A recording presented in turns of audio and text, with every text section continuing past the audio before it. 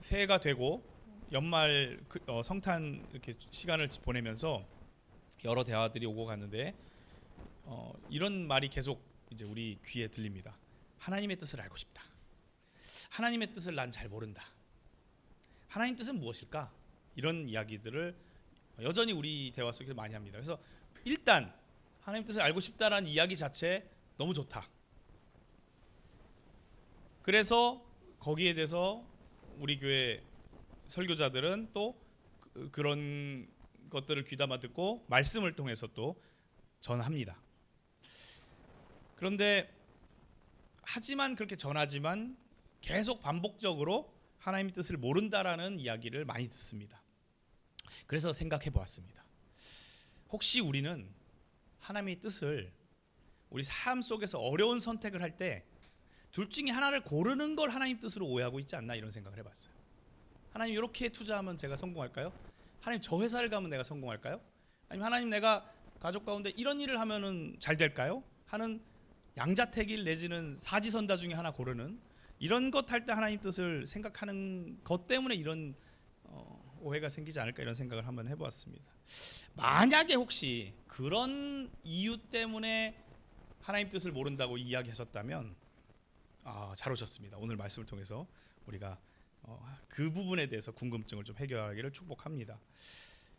이렇게 말씀을 묵상을 또 마침 오늘 말씀이 또 그런 순서여서 또 이렇게 전할 수 있어서 감사한데 우리가 하나님의 뜻을 살면서 선택하는 데 쓰는 게 왜 우리가 오늘 생각해 보아야 하냐면 하나님의 뜻은 사실 보편적으로 창세기 때부터 요한계시록까지 딱 하나 가장 중요한 게 있습니다. 세상을 사랑하시는 게 하나님의 뜻입니다.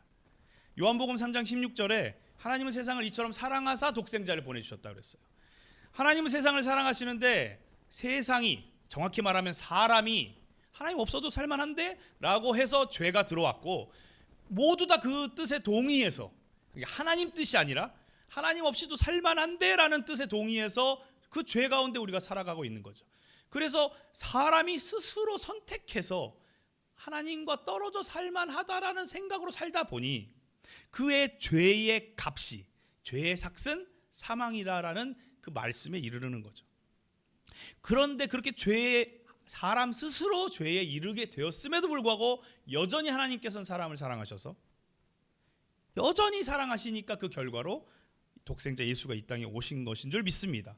자, 그래서 하나님의 뜻은 뭐냐? 세상을 사랑하시고 그 세상을 사랑하시는 결과로 우리를 구원하실 마음이 있으신 게 하나님 뜻이고 그리고 개중에 먼저 믿게 된 사람들에게 하나님이 세상을 사랑하시는 것처럼 먼저 하나님을 믿게 된 사람들이 세상을 사랑하는 것을 동참하기를 원하시는 게 하나님 뜻이다.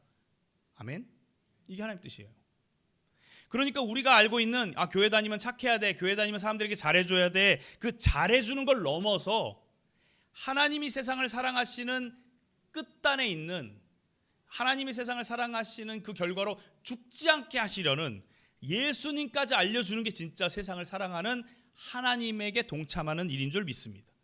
그래서 우리가 전도하는 거예요. 전도는 숙제 같고 전도는 어려운 일 같고 세상에 교회 안 올 것 같은 사람에게 하는 불가능한 미션 임파서블이 아니라 실은 하나님께서 원하시는 것을 나도 하나님 사랑하고 감사하니까 똑같이 동참하는 거다라고 접근을 하면 이야기가 전혀 달라집니다. 이렇게 하나님 뜻은 죽어가는 사람에게 살 방법을 주시고 먼저 믿은 사람들에게 동참할 기회를 주셨다. 이렇게 이해하면 될 것 같아요. 오늘 말씀에 나오는 바울은 이제 3차 선교 여행을 마쳤어요. 그리고 이제 예루살렘 근처 그러니까 배를 타고 이제 에베소 교회가 튀르키에 위치해 있잖아요. 그러니까 그리스 지역과 그 인접인 튀르키의 서쪽 끝단에 있는 에베소에 있다가 이제 고별 이야기를 하고 이제 예루살렘 근처까지 온 거예요. 죽음의 시간이 다가옴을 스스로 입술을 통해서 얘기했어요.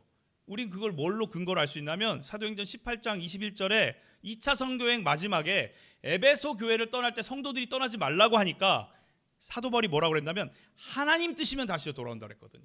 우리는 하나님 뜻을 모르니까 하나님 뜻이면 돌아오겠다. 근데 하나님 뜻이어서 허락하셔서 다시 돌아왔거든요. 그게 3차 선교여행이거든요. 그런데 3차 선교여행 끝날 때 에베소 성도들이 똑같이 가지 말라고 할 때 뭐라고 얘기했냐면, 오늘 한번 사도행전 20장 이미 지나간 말씀인데 한 번 더 읽겠습니다. 25절이요. 시작. 나는 여러분 가운데로 들어가서 그 나라를 선포하였습니다. 그런데 이제 나는 여러분 모두가 내 얼굴을 다시 보지 못하리라는 것을 알고 있습니다. 2차 선교여행 때 하나님 뜻이면 다시 돌아오겠습니다. 그 하나님 뜻이 뭐냐? 하나님 세상 사랑하신다고. 그래서 예수님 믿고 살라고. 그래서 3차 때 다시 에베소 교회를 먼저 온 거예요. 그래서 상도들이 그 뜻을, 하나님 뜻을 알게 됐잖아요. 그걸 동참하게 됐잖아요. 그래서 그들도 전도하게 된 거예요. 자, 그러니 이제 가는 거예요. 가는데 이번에도 하나님 뜻이면 다시 돌아올 수 있잖아요. 왜냐면 에베소 교회도 안 믿는 사람이 계속 있을 테니까. 그런데 뭐라고 했냐면, 다시는 보지 못할 걸 나는 알고 있다. 바울은 이미 다시는 에베소 교회로 못 돌아올 걸 알고 있었다, 모르고 있었다? 알고 있었어요. 물론 뭐 디테일하게 성령께서 너 죽을 거다 알려줬다 뭐 이런 이야기는 이제 차후에 알 거고, 일단 알고 있었다라는 사실이 되게 중요합니다. 계속 선교지를 오가고 있는 사도 바울이 1차, 2차, 3차 그 대단한 일을, 그때 당시에 막막했던 일들을 다 해낸 사도 바울이 왜 이런 말을 했을까요? 사도 바울이 죽음이 다가옴을 이제 첫 번째 알려주셨고, 두 번째 또 이제 알려주시는 하나님의 음성을 우리가 읽기를 원합니다. 사도행전 21장 4절, 오늘 읽은 말씀 바로 위에요. 4절 읽어보겠습니다. 시작.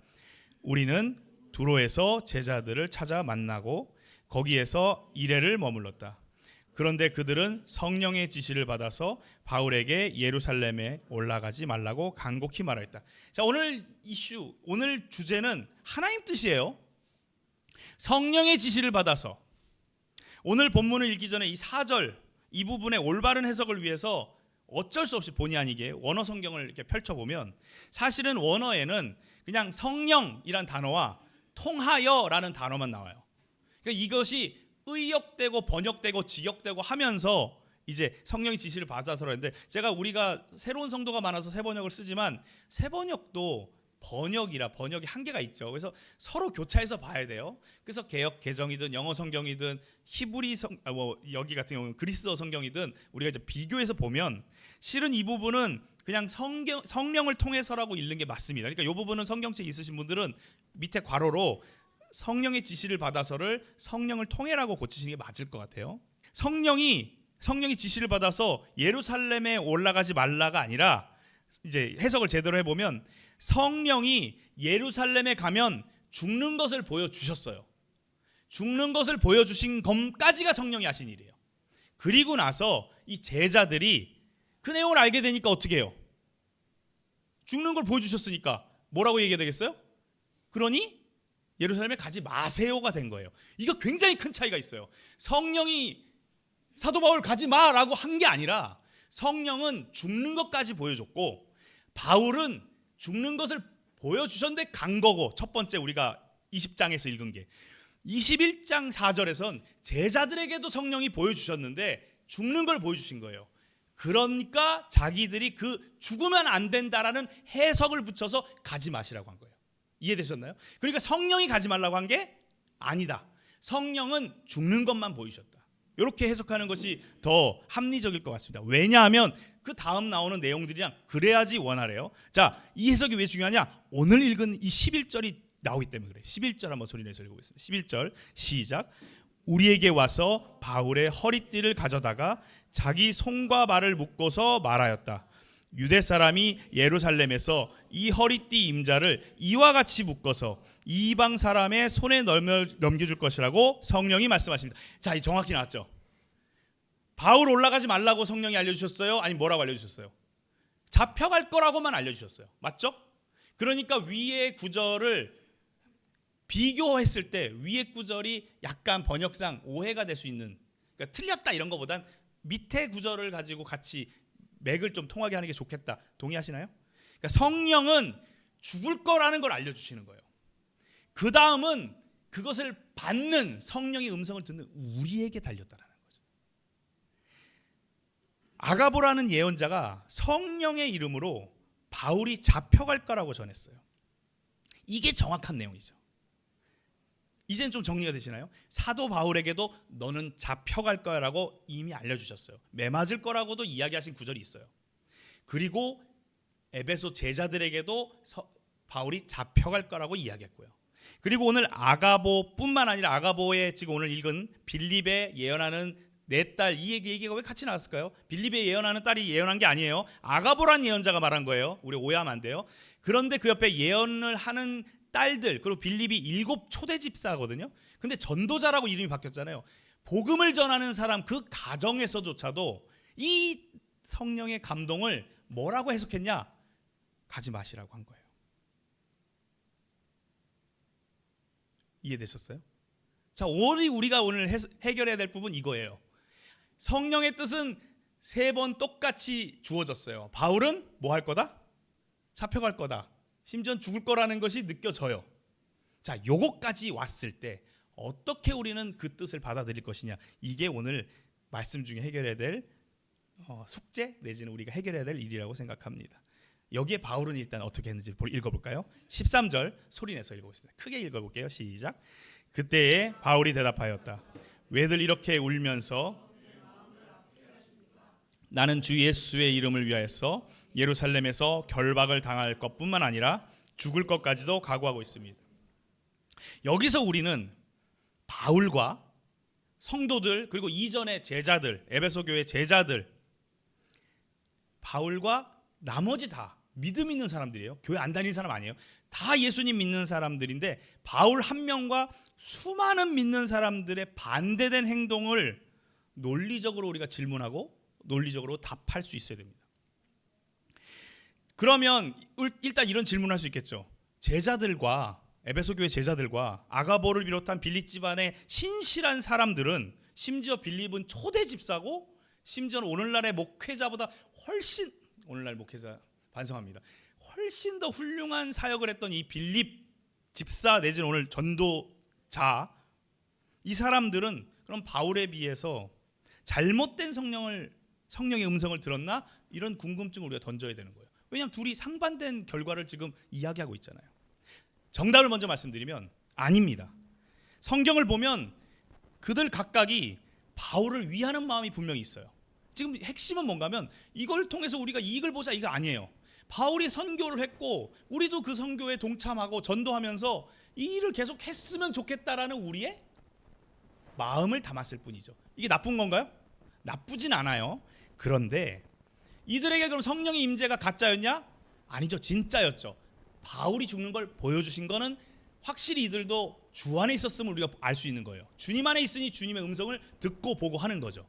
이런 일들이 우리 가운데 있기를 축복합니다. 이 축복에 따라오는 걸 우리가 발견해야 되는 거예요. 축복만 받고 이걸 사용할 줄 모르면 안 되잖아요.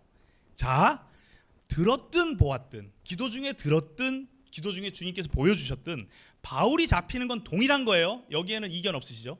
잡히는 거는 다 봤어요. 맞죠? 그런데 중요한 건 이것을 이해하는 생각인 거죠. 바울을 제외한 제자들과 신앙심이 있는 사람들은 잡혀가는 거 이퀄 뭐라고 생각한 거예요? 죽음. 잡혀가면 죽는다.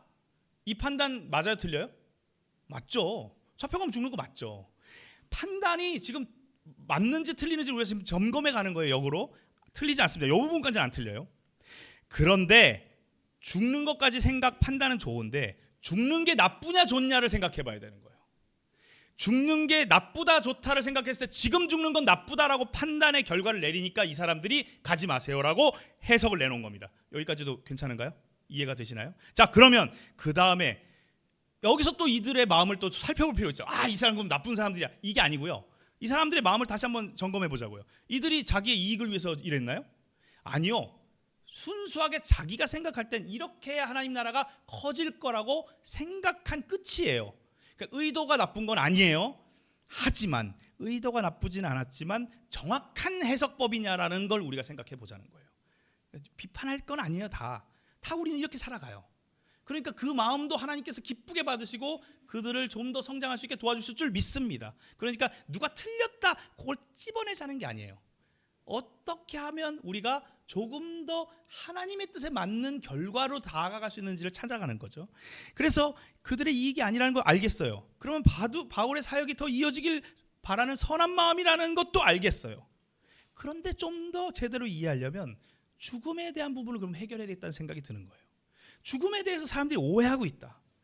죽음이라는 단어가 너무 충격적이니까 하나님의 뜻을 가리고 있는 게 아닌가 이런 생각을 했어요. 읽다 보니까 지금 사람들이 죽음에만 꽂혀 있어요. 바울 죽으면 안 돼, 가지마, 너 죽는 거 뻔히 우리가 지금 다 봤잖아. 모든 사람이 지금 각각이 딴 날 기도했는데 다른 날 다른 사람이 기도했는데 다 죽는 걸 봤어. 그럼 가면 안 돼 라고 이야기하고 있는데, 이거 왜 그러냐? 죽음이라는 주는 단어가 너무 우리가 그동안 고착돼 있다는 거죠. 사실 우리가 예수님을 믿고 나서는 죽음이 끝이 아니라는 걸 알게 됐어요. 이 길 끝에는 죽음이 있다, 그건 끝이야 라고 하는 사람들은 그동안 죽음을 벽으로 알고 있었어요. 그런데 우리가 예수님을 알고 나서는 그게 벽이 아니라 하나님께로 나아가는 새로운 문이라는 걸 알게 되었단 말이에요. 벽인 줄 알고 살았을 때는 부딪히면 죽는 거예요. 그런데 문이 활짝 열려서 그 너머에 놀라운 곳이 있다는 걸 알게 되면요, 그것을 향해 달려가는 속도가 늦춰지지가 않아요. 이해가 되시나요? 죽음이라는 단어가 주는 충격이 여전히 이들에게는 벽이라는 느낌으로 와닿는 거죠. 그런데 우리는 더 이상 죽음이 벽이 아니라 하나님의 나라로 가는 문이라는 생각을 하기를 축복합니다. 그리고 또한 여기까지 생각 못하더라도 이게 지금 누구의 죽음입니까? 바울의 죽음이죠.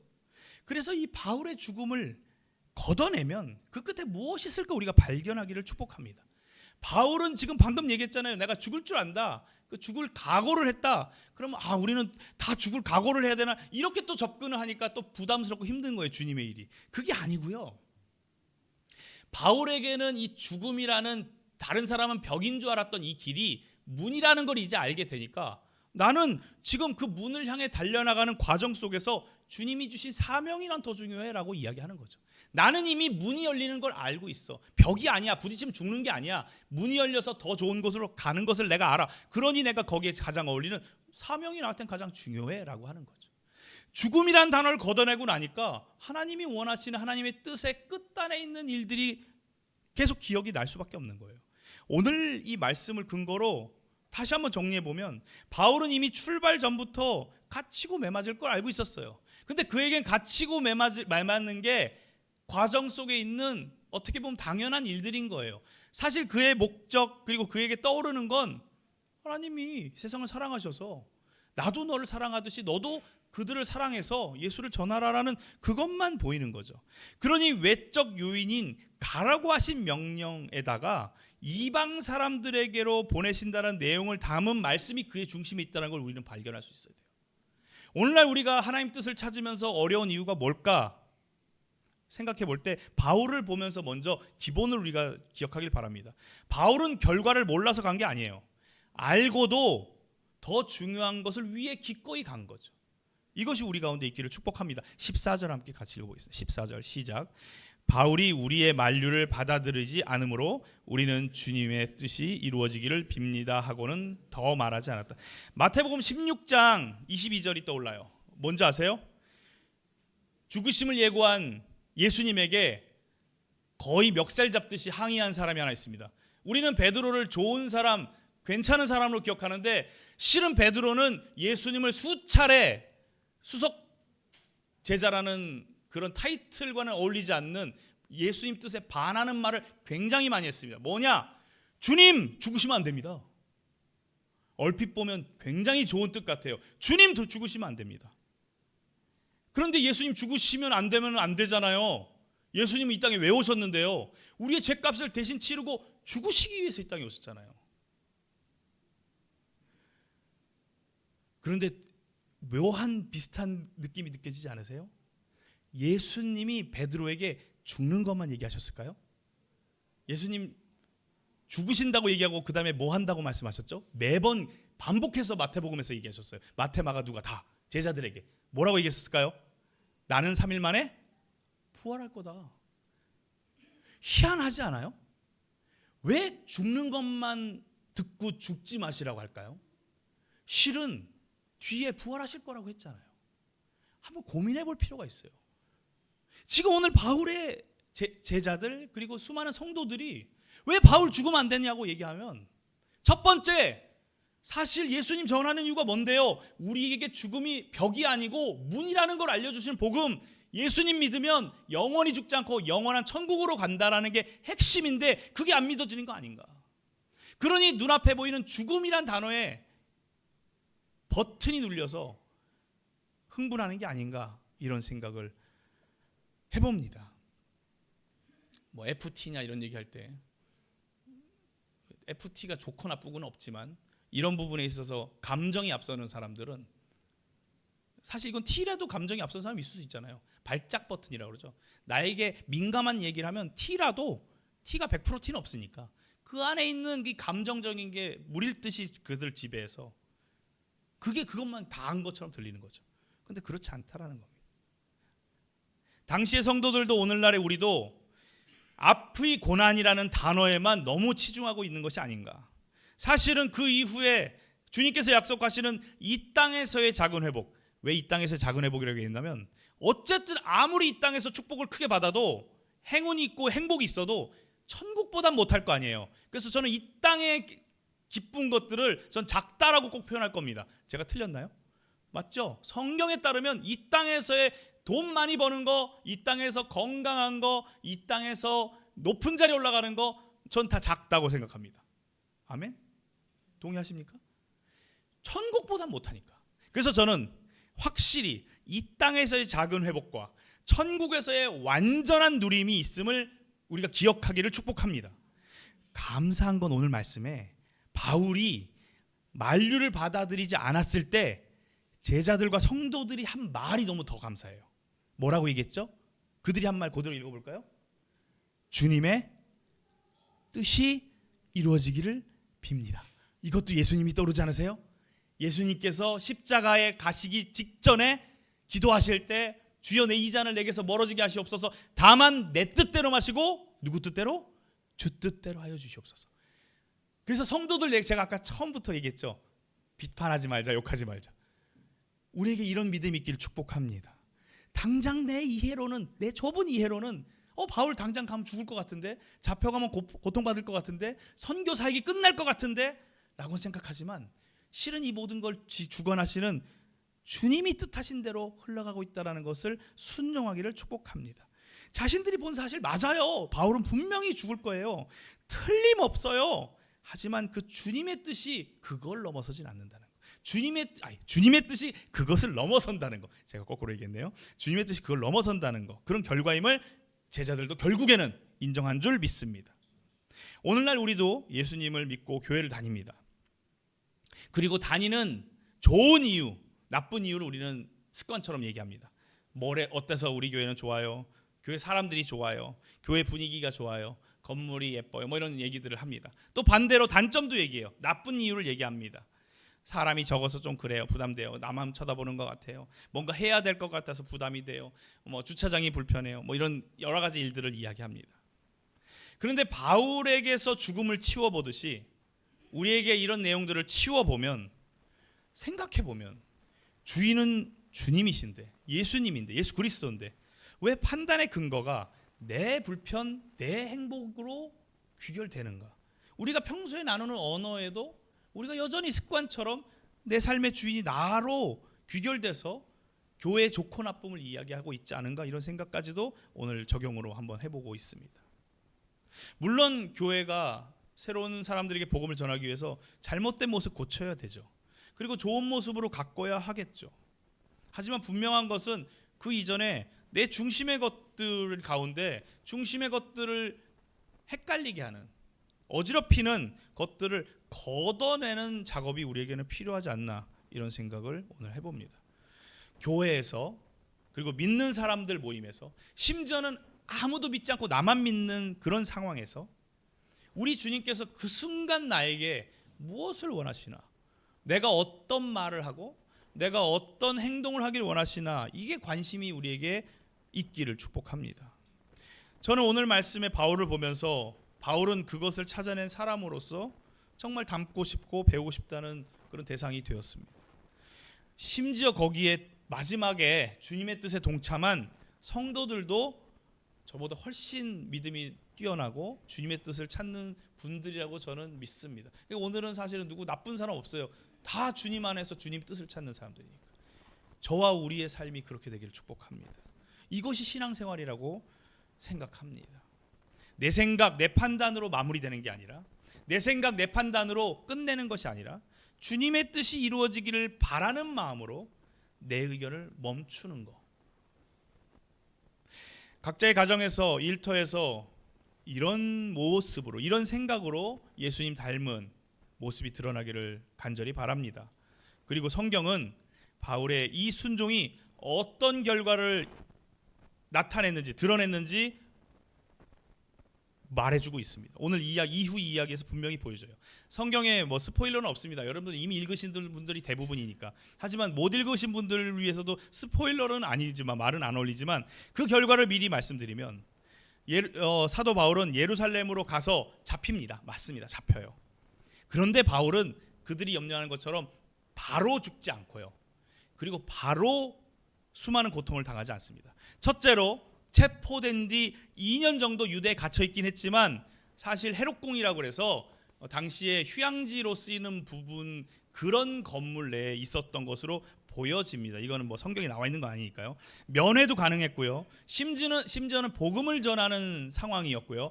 총독과 총독 아내와 담화를 나눌 정도의 상태였던 건 성경에 분명히 기록되어 있습니다.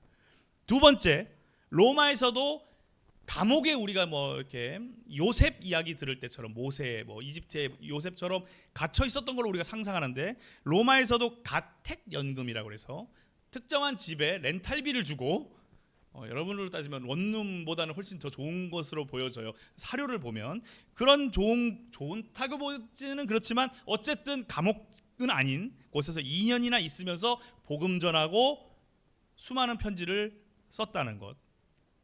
심지어 석방됐습니다. 석방되고 나서 성경에는 직접적인 몇 년 동안이다라고는 안 써 있지만, 대략 우리가 역추산해 볼 때 3에서 4년 정도 또 스페인, 그리스를 다니면서 선교를 했습니다.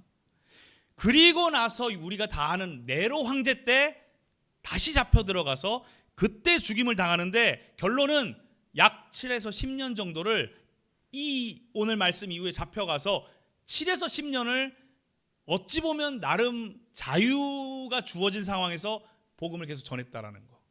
심지어는 로마로 안전하게 가서 로마에서 복음을 전했다는 거. 그리고 예루살렘부터 로마까지 가는 동안에 로마 시민권자라, 그리고 그의 복음의 진실성을 감동받은 총독이나 총독의 아내에게 말씀을 전할 기회가 있었다는 거. 만약에 잡히지 않았다면 그 권세자인 총독과 총독 아내와 대담을 할 수 있었을까? 복음 전할 수 있었을까?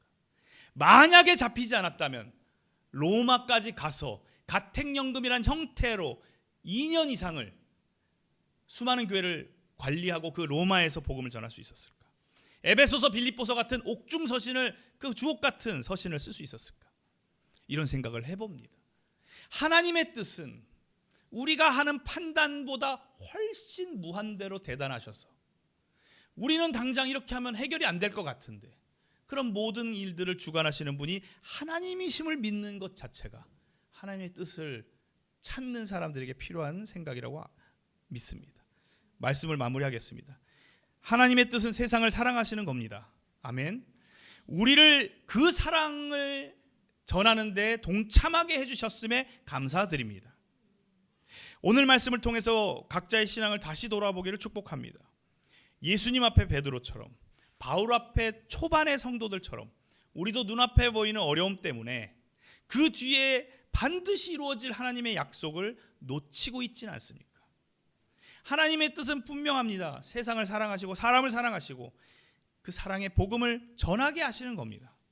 오늘 우리가 할 결단은 그 뜻을 더 알려주세요, 하나님 뜻을 더 알려주세요 묻는 것이 아니라, 이미 알고 있는 그 작은 그 뜻에, 하지만 의미가 작은 것이 아니라 의미는 어마어마하게 큰 그 뜻에 동참할 의지가 있는지 스스로 돌아보는 시간이 되기를 축복합니다. 당장의 고난보다 그 뒤에 약속된 참된 평안과 하나님의 계획을 신뢰하고 믿으면서 오늘 이 고백, 주님의 뜻이 이루어지기를 빕니다라는 그 말이 우리의 입에 새겨지기를 축복합니다. 이런 우리가 될 때 정말 주님께서 기뻐하시는 하나님 뜻에 따라 사는 우리 넘치는 교회, 저와 여러분이 될 줄 믿습니다. 기도하겠습니다.